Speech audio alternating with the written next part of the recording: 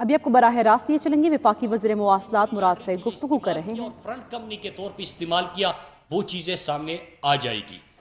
پھر اس کے ساتھ ساتھ پیپلز پارٹی نے جو فارن کمپنی سے الیکشن کمپین کے لیے پیسے لیے، وہ چیزیں سامنے آ جائے گی۔ ابھی تو میں نے اسامہ بن لادن والے پیسوں کا ذکر ہی نہیں کیا، اب تو میں جو مولانا فضل الرحمان کو جہاں سے پیسے ملتے ہیں اس کا ذکر ہی نہیں کیا، جو زرداری کو باہر سے فارن کمپنی سے ان کے الیکشن کمپین کے لیے پیسے ملے اس کا ذکر نہیں کیا۔ لیکن یہ جو ڈاکومنٹس میرے ہاتھ میں ہے اور یہ فیصلہ بھی ہے، اس میں ایک اور چیز کہ جعلی اکاؤنٹس کی طرح جو فرزند زرداری ہے اس کے الیکشن کمپین پہ جو پیسہ لگا اس کا بھی ریکارڈ نہیں۔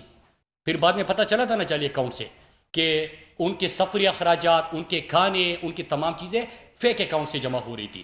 ان چیزوں کا ان کو خوف ہے، اس وجہ سے یہ ریکارڈ جمع نہیں کر رہے۔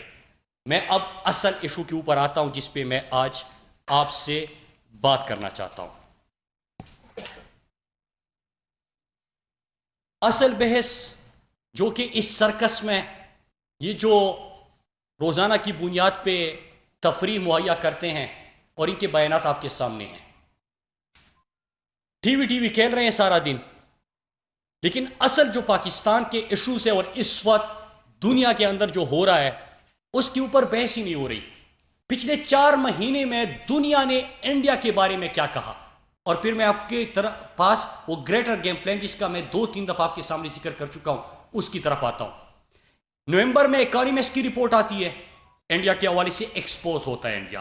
اکتوبر میں فارن پالیسی کے حوالے سے کی رپورٹ آتی ہے، فنسن کی رپورٹ آتی ہے دسمبر 2020 میں، ای یو ڈس انفارمیشن لیب کی اس کی رپورٹ آتی ہے 9 دسمبر کو۔ ارناب گوسوامی والا ابھی جو پلوامہ ڈرامہ کہ انڈیا نے کس طرح پلوامہ کا ڈرامہ رچا کے اپنے فوجی مارے اور الزام پاکستان پہ ڈالا، وہ آتی ہے 15 جنوری کو۔ اور یو کے پارلیمنٹ کے اندر 11 پارلیمنٹیرین جو کشمیر کے حوالے سے بات کرتے ہیں، جو انڈیا کے حوالے سے گفتگو ہوتی ہے، وہ رپورٹ آتی ہے۔ لیکن اس کے اوپر یہاں پہ صرف ایک سرخی تو بن جاتی ہے، لیکن بحث نہیں ہو رہی کہ کس طرح انڈیا نے ہیومن رائٹس وائلیشن کی، کس طرح پاکستان کو بدنام کرنے کی کوشش کر رہے ہیں، کس طرح انڈیا دنیا کے اندر اور خصوصاً پاکستان کے اندر دہشت گردی کروا رہا ہے، کس طرح وہ جھوٹ پھیلا رہا ہے، کس طرح پاکستان کے خلاف جھوٹا پروپیگنڈا کر رہا ہے۔ اس کے اوپر کوئی بحث ہی نہیں ہوئی۔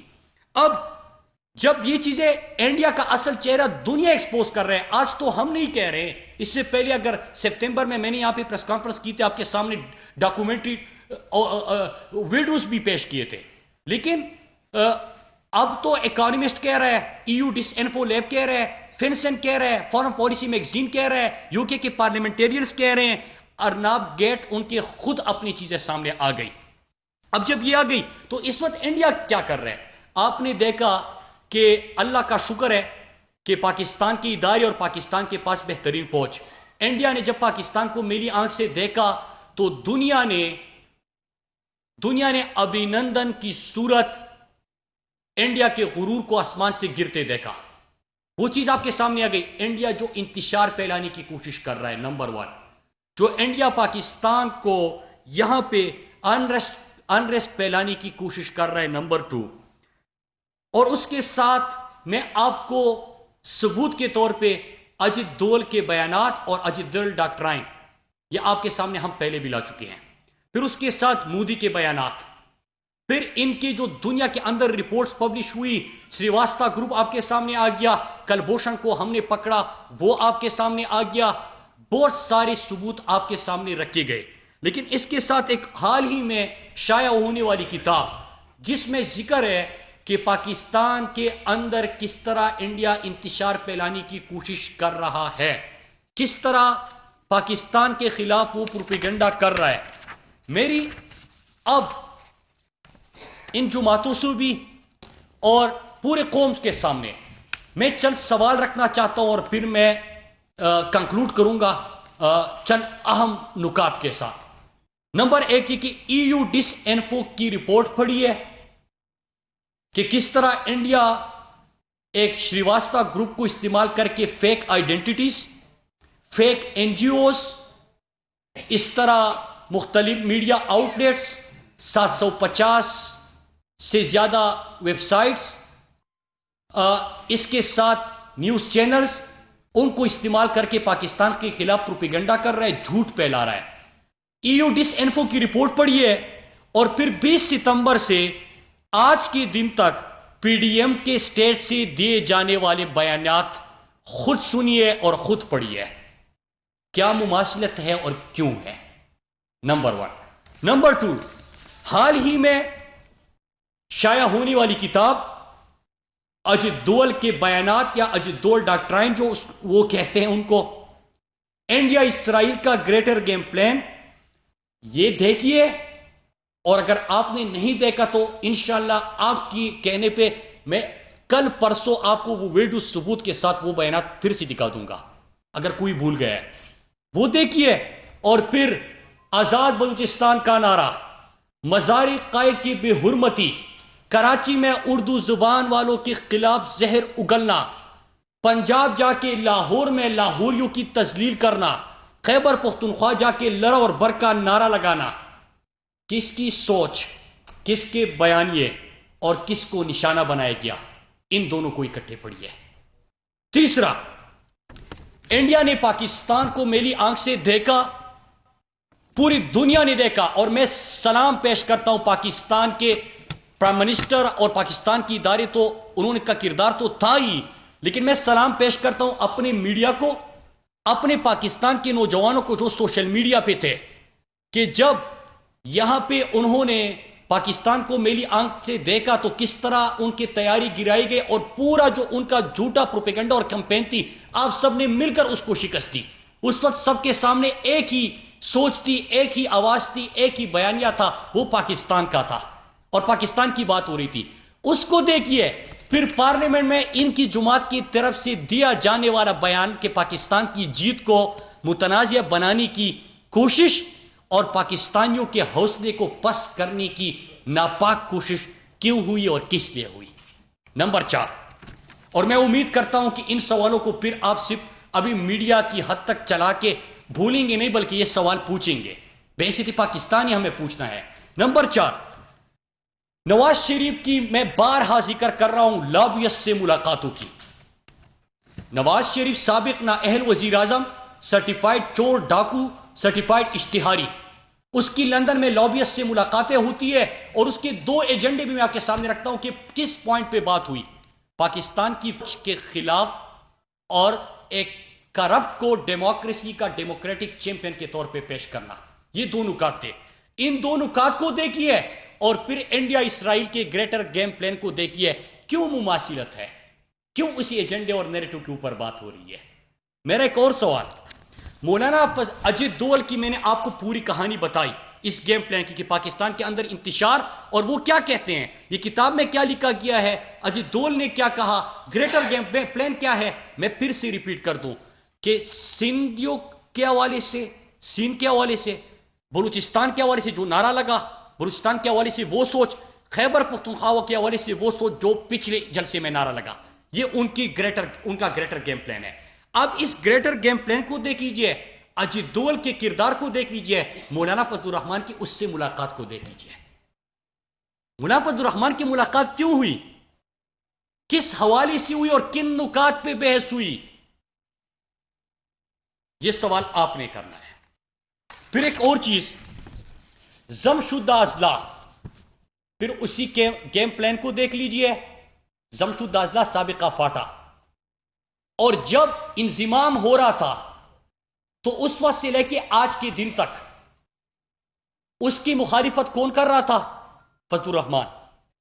کیوں کر رہا تھا، میں آپ کے سامنے آج رکھ لیتا ہوں، کس بیرونی ملک سے اس کی بات ہوئی اور ان سے کتنی فنڈنگ لی اس کی مخالفت کرنے کے لیے۔ ایک اور سوال، اجمل قادری کا تعلق کس جماعت سے ہے، کس جماعت سے اجمل قادری کا تعلق، اسی کی جماعت سے ہے۔ حکومت کس کی ہے، نواز شریف کی۔ وفد کدھر بھیجا جا رہا ہے، اسرائیل۔ کیا اسرائیل پاکستان کا پاسپورٹ اٹھا کے دیکھ لیجئے، آپ دنیا میں ہر کہیں جا سکتے ہیں، اسرائیل آپ نہیں جا سکتے۔ اسرائیل کے ساتھ ہمارا نہ کوئی تعلق، اور اسرائیل کے حوالے سے عمران خان کا موقف وہی ہے جو قائد کا موقف تھا، اور عمران خان نے تو اس میں عقیدے کی بات کی کہ میں اپنے اللہ کو کیا جواب دوں گا، فلسطین کی بات کرنی ہے، فلسطین کی آزادی کی بات کرنی ہے۔ آپ نے وہ بیانات بارہا سنے، اور انٹرنیشنل فورمز پہ پہلی دفعہ فلسطینیوں کی، کشمیر کے ساتھ فلسطینیوں کا مقدمہ عمران خان لے کے گئے. آپ نے خود UN کی اسپیچ سنی ہوگی. تو اجمل قادری کا تعلق کس جماعت سے، اور کیوں نواز شریف نے وفد اسرائیل بھیجا، اسرائیل سے استوار کرنے کی کوشش کی، اور اجمل قادری کا تو خود اعتراف آ گیا ہے، تو اس کے بعد کیا کوئی سوال بچتا ہے؟ اور کیا یہی وجہ تو نہیں ہے اسرائیل سے تعلقات کی ان کی، کہ JIT جب بنی تھی آپ کو یاد ہوگا، ایک تو لابیس سے ملاقاتوں کو دیکھ لیجئے، پچھلی حکومت میں انہوں نے جس طرح ختم نبوت قانون میں ترمیم کی کوشش کی تھی، یاد ہے آپ کو؟ یاد ہے آپ کو؟ میں سوال کر رہا ہوں. کوشش کی تھی، اور اللہ کا شکر ہے کہ پاکستانی قوم، ہم سب مسلمان ہیں، ختم نبوت کے عقیدے پہ ہمارا ایمان ہے، وہ نہیں ہونے دیا. لیکن وہ کوشش دیکھ لیجئے، لابیس سے ملاقاتیں دیکھ لیجئے، پھر یہ گریٹر گیم پلان میں ان کا کردار دیکھ لیجئے، اور JIT رپورٹ پڑھیے. حسن نواز کے حوالے سے اور ارشد شریف نے اس کے حوالے سے بڑا پروگرام بھی کیا تھا، تمام ثبوت بھی پیش کیے تھے. جو حسن نواز کی کمپنی ہے اس میں 2 حصے دار، ایک کمپنیوں کے جو ڈائریکٹر ہے وہ یہودی ہے. نمبر 2، یہودیوں کی ایک اور کمپنی ٹیمپل سیکرٹریز ہے، حسن نواز کی کمپنی شراکت دار ہے ان کی. ڈیوڈ پرل 1994 سے 2011 تک ٹیمپل یہ جو کمپنی ہے اس کا مالک تھا. باربرا ایک اور کردار ہے جو کہ اسرائیلی ہے. عالمی یہودی تحریک کا جو سالیڈریٹی کمپین ہے، اس کے نہ صرف ڈائریکٹر حسن نواز کی شراکت داروں کے اور ان کی کمپنی، اس کی میں ذکر کر رہا ہوں کیونکہ کمپنیوں میں ڈائریکٹرز ہے یا شراکت دار ہے وہ بھی اسرائیلی، بلکہ اس کے ساتھ ساتھ یہ یہودی جو تنظیمیں ہیں جو ان کی چیریٹی کے کام کرتے ہیں، باقی کام کرتے ہیں، 7 آرگنائزیشن کے ساتھ جو اس کی کمپنیوں میں کام کر رہے ہیں، شراکت دار ہے یا ڈائریکٹرز ہیں، وہ وہاں پہ یہودیوں کے لیے پوری دنیا کے اندر مہم چلاتے ہیں. کیا اس کی وجہ یہ تھی؟